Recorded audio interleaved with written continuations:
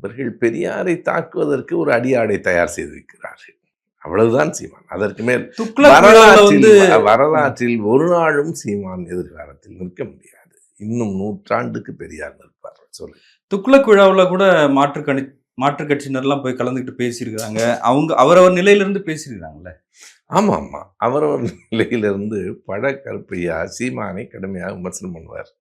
ஆனால் துக்ளக் மேடையில் குருமூர்த்தி சீமானை பாராட்டுறார். அதுக்கு இவர் எந்த பதிலும் சொல்லலை. இது எல்லாமே ஒன்று தெளிவின்மை அல்லது தெளிவான நடிப்பு. இந்த இரண்டுல ஒன்று, கொள்கை தெளிவின்மையாக இருக்கணும் அல்லது தெளிவான நடிப்பாக இருக்க வேண்டும்.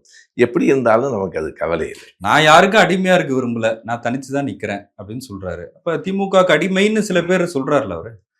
யாரு சீமான் பேசும்போது சொல்றாரு, நான் திமுக யாருக்கும் அடிமையா இருக்க போறது இல்ல, நான் தனிச்சுதான் நிக்கிறேன், தனிச்சுதான் களம் காண்றேன்னு சொல்றாரு. ஆமா, அப்படி சொல்லணுங்கிறது தானே அவருக்கு கொடுக்கப்பட்ட வேலை. அவருக்கு ஏன்னா பிஜேபியோட நின்று பேசினா அதுல பயனே இல்லை. அவர் பிஜேபியாக பேசினால் பிஜேபி பெரியாரை எதிர்க்கும். இப்போ நீங்கள் ஹெச் ராஜா எதிர்த்த போது மட்டுமல்ல, நிர்மலா சீதாராமன் எதிர்க்கும் போதும் அதை யாரும் பொருட்படுத்தவில்லை. அப்போ தான் அவங்க கணக்கு பண்ணுறாங்க, இந்த பார்ப்பனர் சமூகத்தில் பிறந்தவர்கள் பெரியாரை எதிர்த்தால் அது பார்ப்பனர் இல்லாதவர்களின் ஒற்றுமையை தான் மேலும் கூட்டும். எனவே அங்கிருந்து ஒரு அடியாளை தேர்ந்தெடுக்கணும் என்று. இது ஆனால் புதுசல்ல. சீமானுக்கு முன்னாலும் நிறைய பேர் இருக்கிறாங்க. நிறைய திமுக கழகத்தை எதிர்த்து பேசி திராவிட இயக்க எதிர்ப்பு மாநாட்டை ஒரு ஆண்டு முழுவதும் தமிழ்நாடு முழுவதும் நடத்தி தமிழ் புலவர்கள் எல்லாம் ஆப்போசியோடு தான் இருந்தார்கள் அந்த காலகட்டத்தில். பிறகு கடைசியாக அவர் சேர்ந்த இடம் எது என்று நமக்கு தெரியும்.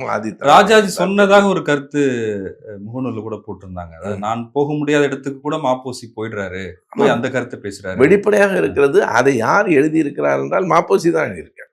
எனது போராட்டம் புத்தகத்தில் மாப்போசி அவர்கள் அதை தெளிவாக எழுதியிருக்கிறார். அதாவது ராஜாஜி என்னை பார்த்து எப்போதும் என்னுடைய அபிமன்யு என்று என்னை சொல்லுவார். அதை எழுதியிருக்கிறார்.